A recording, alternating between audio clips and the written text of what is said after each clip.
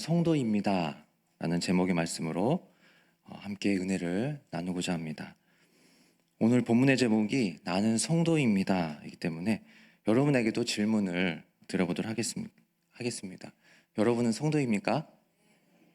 네, 오늘 드려지는 예배와 말씀을 통해서 이 질문에 대한 답을 찾게 되는 귀한 시간 되시기를 원합니다.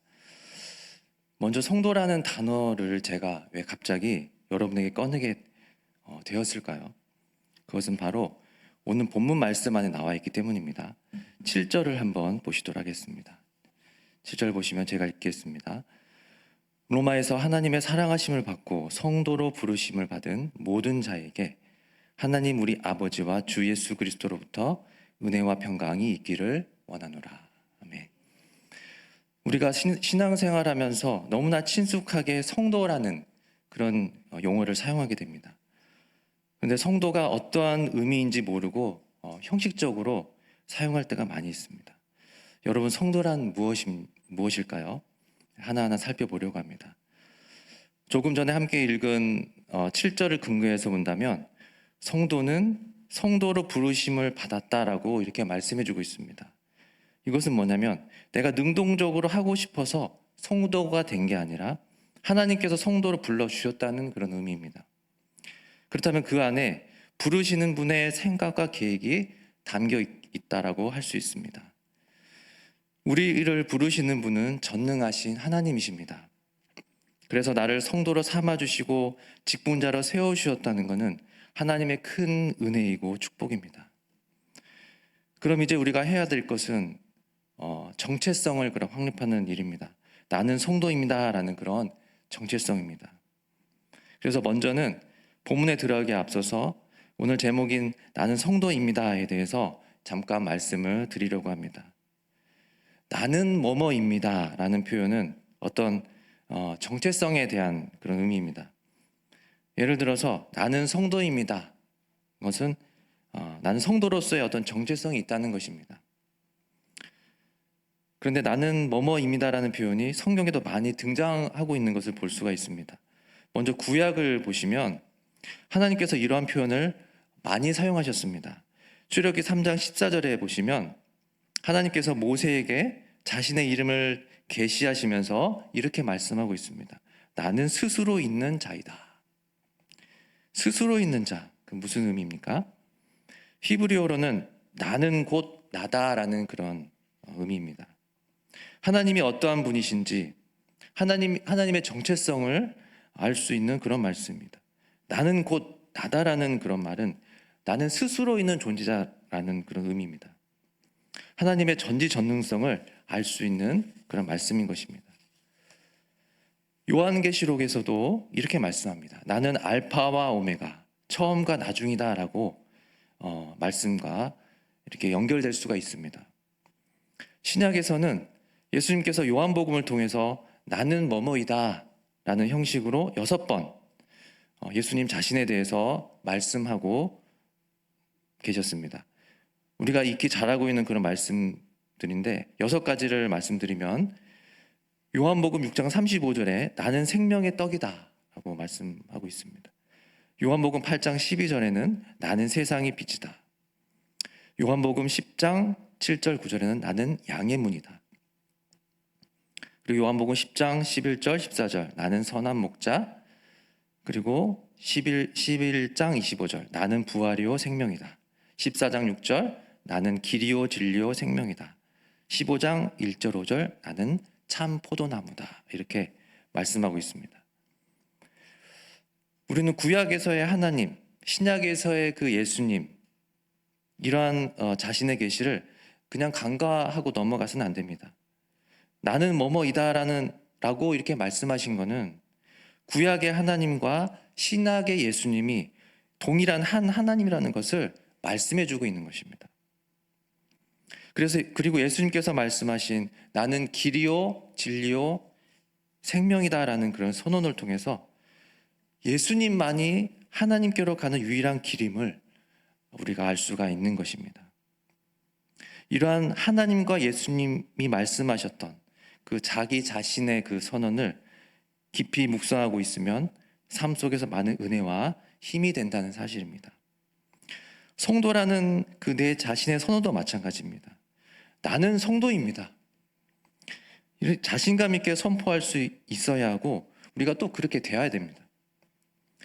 그러기 위해서는 무엇이 성도인지, 어떻게 하는 것이 성도로서의 삶인지 우리가 알아야 됩니다. 오늘 본문 로마서 1장 1절에서 7절까지 말씀을 통해서 우리가 세 가지로 이렇게 살펴보려고 합니다. 첫 번째는 성도는 택정함을 입은 사람입니다. 1절부터 2절까지 말씀인데요. 여러분 함께 읽으실 때 말씀의 그 단어, 그 하나하나의 의미를 살피시면서 읽으시면 더 은혜가 될 줄 믿습니다. 함께 1절, 2절 읽으시겠습니다. 예수 그리스도의 종 바울은 사도로 부르심을 받아 하나님의 복음을 위하여 택청함을 입었으니 이 복음은 하나님이 선지자들을 통하여 그의 아들에 관하여 성경에 미리 약속하신 것이라. 아멘. 여러분은 1절, 2절 읽으시면서 어떤 단어가 눈에 띄십니까? 여러분 다 다르시겠지만 저는 택정이라는 그런 단어로 말씀을 드리려고 합니다. 첫 번째, 성도는 택정함을 입은 사람입니다. 나는 성도입니다 해서 나는 성도일까? 라는 질문에 있어서 택정이라는 그 의미를 한번 생각해 보는 것입니다. 나는 택정함을 입은 사람인가? 본문 1절을 보시면 우리가 익히 잘 알고 있는 사람이 등장합니다. 바로 바울입니다. 바울이란 사람은 어떠한 사람인지는 우리가 너무나 잘 알고 있습니다. 정말 대단한 사람이 아닐 수 없는데 이 바울에 대해서 간단히 소개를 드리려고 합니다. 바울은 그 당시 아무나 갖지 못하였던 로마 시민권을 가지고 있었습니다. 바울은 유대인이어서 로마 시민권을 가질 수 없었습니다. 근데 바울의 부모가 헬라 지역인 다소라는 곳에 이민을 가서 살게 됩니다. 이것은 무엇을 의미하냐면 바울의 가족이 특권층이었음을 우리가 알 수가 있는데요. 이 바울이 거기서 출생을 하면서 이 로마 시민권을 소유하게 됩니다. 이 로마 시민권은 로마 제국 모든 사람에게 다 주는 게 아니라 대략 한 10분의 1 정도 소수 특권층만 향유될 수 있다고 합니다. 그래서 이 바울의 가족이 정말 소수의 어떤 특권층이었음을 우리가 이걸 통해 알 수 있습니다. 지금으로 말하면 어떤 대재벌가의 아들로 이 바울이 태어났다는 것을 우리가 알 수 있을 것입니다. 또한 바울은 그 당시 유대인이 받는 정상적인 교육 이외에 랍비가 되는 어떤 특별한 교육을 받았습니다. 특히 사내들인에서도 권위 있었던 가말리엘 문화에서 공부를 했습니다. 정말 최고의 엘리트라고 말할 수 있습니다. 그래서 바울은 정말 부와 권력이 있었고 미래가 보장되는 정말 촉망받는 부러울 것이 없는 그런 사람이었습니다. 그런데 그런 사람인 바울이 자신을 어떻게 표현하고 있습니까? 예수 그리스도의 종이다라고 이렇게 자기를 소개하고 있는 것입니다. 다윗은 다메섹 도상에서 예수님을 만나게 됩니다. 그리고 정말 한없이 낮아진 그 바울의 모습을 우리가 볼 수 있습니다. 그 당시 종은 어떠한 존재였습니까? 그 당시 종은 인격체가 아니었습니다. 주인의 재산으로 간주되었습니다. 그래서 주인은 종을 사고 팔 수도 있었고 종에게는 법적인 그런 권리도 아무것도 없었습니다. 그런 종의 의미를 어느 누구보다 잘 알고 있는 이 바울이 자신을 예수 그리스도의 종이다라고 했다는 것은 우리에게 많은 의미와 도전을 주고 있는 것입니다. 여러분, 예수 그리스도 앞에서 무엇입니까? 바울처럼 예수 그리스도의 종이라고 단정할 수 있습니까? 아니면 그냥 흐지부지 넘어가진 않으십니까? 바울의 이러한 자신의 정체성의 결단을 보시면서 우리 역시 회개하는 마음으로 결단하는 시간이 되시기를 원합니다. 이제 1절 하반절을 보시면 드디어 택정함이라는 단어가 나옵니다. 이 택정함이라는 의미는 분리시키다, 구분하다, 쫓아내다라는 그런 수동의 의미를 가지고 있습니다. 여러분, 수동의 의미라고 하는 것은 뭐냐면 내가 분리를 하는 것이 아니라 누군가에게 분리시켜지는 것을 말합니다. 구분하는 건 역시 누군가에 의해서 구분되는 것을 의미하는 것입니다.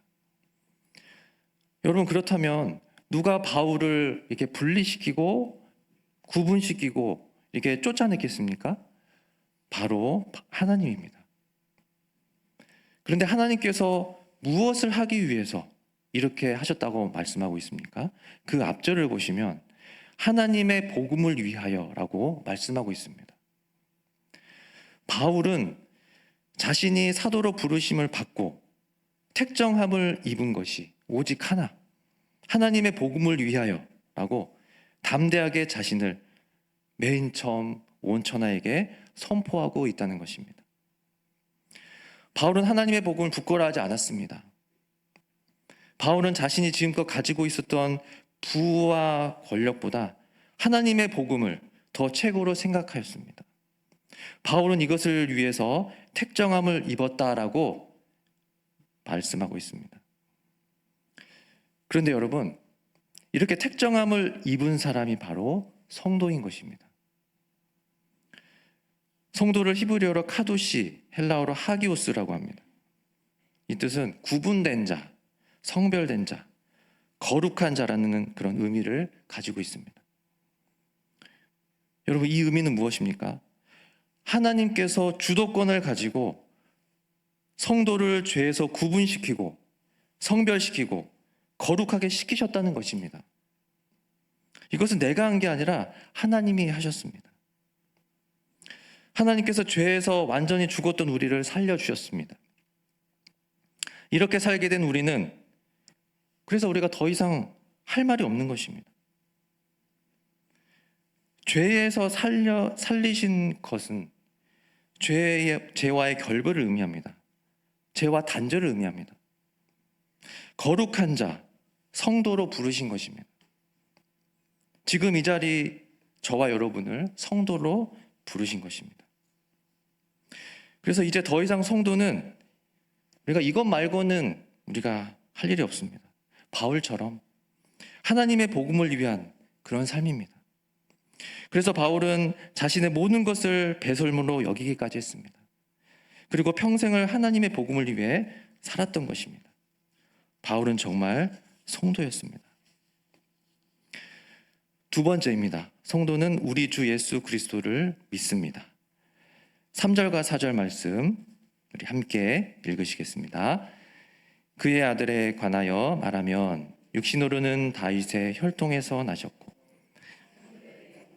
죽은 자들 가운데서 부활하사 능력으로 하나님의 아들로 선포되셨으니 곧 우리 주 예수 그리스도시니라. 성도인 바울은 이제 우리 주 예수 그리스도를 소개합니다. 성도는 주 예수 그리스도를 확실하게 알고 믿어야 됩니다.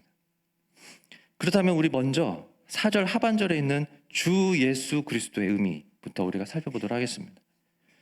먼저 예수라는 그런 의미입니다. 예수는 여호와는 구원이다라는 뜻의 이름입니다. 히브리어 여호수아에서 유래가 되었습니다. 천사 가브리엘이 마리아와 요셉에게 예수라는 이름으로 지으라고 이렇게 말합니다. 마태복음 1장 21절 이렇게 말씀합니다. 아들을 낳으리니 이름을 예수라 하라. 이는 그가 자기 백성을 그들의 죄에서 구원할 자이심이라 하니라. 그리고 두 번째는 그리스도는 기름 부음 받은 자라는 그런 칭호입니다. 구약 히브리어 메시아와 같은 그런 의미입니다. 기름 부음을 받다라는 의미는 하나님의 것으로 특별히 구별되었다라는 그런 의미입니다. 구약 시대에는 제사장이나 왕이나 선지자 등이 하나님께 구별된 일꾼들이 기름 부음을 받았습니다. 그래서 예수님을 가리켜 그리스도 곧 메시아라고 칭하는 것은 예수님이 인간 구원을 위해 선지자, 왕, 제사장으로서 세 가지 직분을 모두 부여받은 분임을 분명하게 보여준다는 것을 말씀하는 것입니다. 세 번째는 주라는 의미입니다.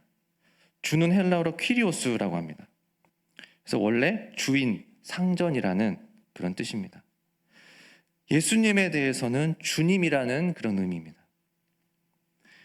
이것은 우리를 주관하는 자, 다스리는 자가 된다는 그런 말씀입니다. 바울은 온 천하에 다니면서 우리 주 예수 그리스도를 믿으라고 담대하게 선포하고 있습니다.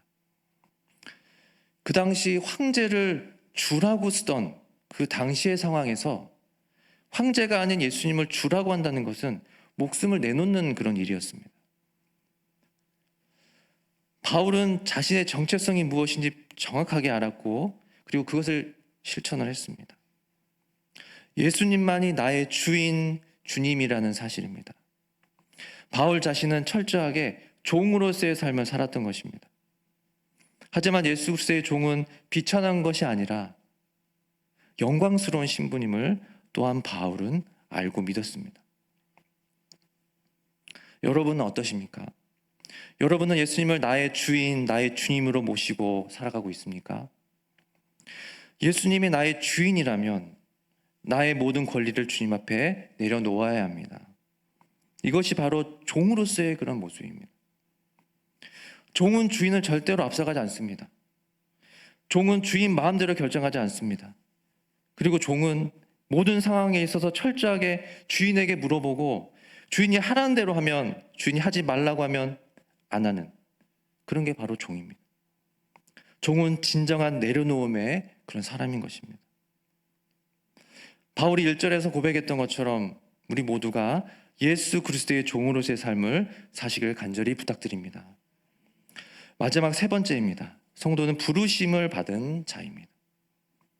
6절을 함께 읽겠습니다. 너희도 그들 중에서 예수 그리스도의 것으로 부르심을 받은 자니라. 여러분 6절을 자세히 살펴보시면 또 한 가지 중요한 사실을 알 수가 있습니다. 그것은 바로 나는 예수 그리스도의 것이라는 것입니다. 예수 그리스도의 것, 이것은 소유를 의미합니다. 여러분 혹시 지금 외롭고 소외되고 힘들게 살아오셨습니까? 이제는 그렇게 생각하지 않으셔도 됩니다. 예수님을 믿는 우리 모두는 예수 그리스도의 것이기 때문입니다. 예수 그리스도의 소유가 되었기 때문입니다. 예수 그리스도의 소유된 백성은 그 백성을 고아로 내버려 두지 않으십니다. 반드시 책임져 주심을 믿습니다. 그리고 영원히 함께 해주십니다. 그리고 필요를 채워주시고 공급해 주십니다. 왜 하나님께서 우리들에게 이렇게까지 하시는 이유가 무엇입니까? 그 이유는 우리가 언약의 백성이기 때문입니다. 하나님은 언약을 절대로 파기하지 않으시는 분이십니다. 그래서 모세가 홍해를 건너기 전 정말 원망하고 두려워하는 그 이스라엘 백성에게 담대하게 외쳤던 그 말씀이 우리 마음속에 울리는 것 같습니다. 출애굽기 14장 13, 14절 말씀입니다. 모세가 백성에게 이르되 너희는 두려워하지 말고 가만히 서서 여호와께서 오늘 너희를 위하여 행하시는 구원을 보라. 너희가 오늘 본 애굽 사람을 영원히 다시 보지 아니하리라. 여호와께서 너희를 위하여 싸우시리니 너희는 가만히 있을지어다. 이스라엘 백성 그들 앞에는 홍해라는 정말 거대하고 불가능한 상황이 그들을 두렵고 억누르게 만들고 있습니다. 그러자 모세가 이렇게 외치는 것입니다. 가만히 서서 있어도 된다. 너희는 가만히 있어. 여호와께서 너희를 위해 싸우시기 때문이다. 이렇게 말씀하고 있습니다. 그리고 모세가 바다 위로 손을 내밀자 홍해가 갈라지는 기적이 일어났고 이스라엘 백성은 무사히 홍해를 건너가게 됩니다. 하나님은 언약의 백성에게 기적을 일으켜 주십니다. 그 기적 가운데 우리는 지금도 살아가고 있는 것입니다. 그리고 바울은 이렇게 마무리를 합니다. 7절 말씀 우리 함께 읽겠습니다. 로마에서 하나님의 사랑하심을 받고 성도로 부르심을 받은 모든 자에게 하나님 우리 아버지와 주 예수 그리스도로부터 은혜와 평강이 있기를 원하노라. 아멘.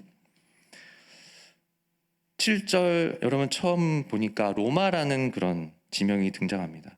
그리고 중간에 보시면 설교 초반에 살펴보았던 성도라는 그런 단어가 나옵니다. 그래서 두 단어를 합치면 로마 성도.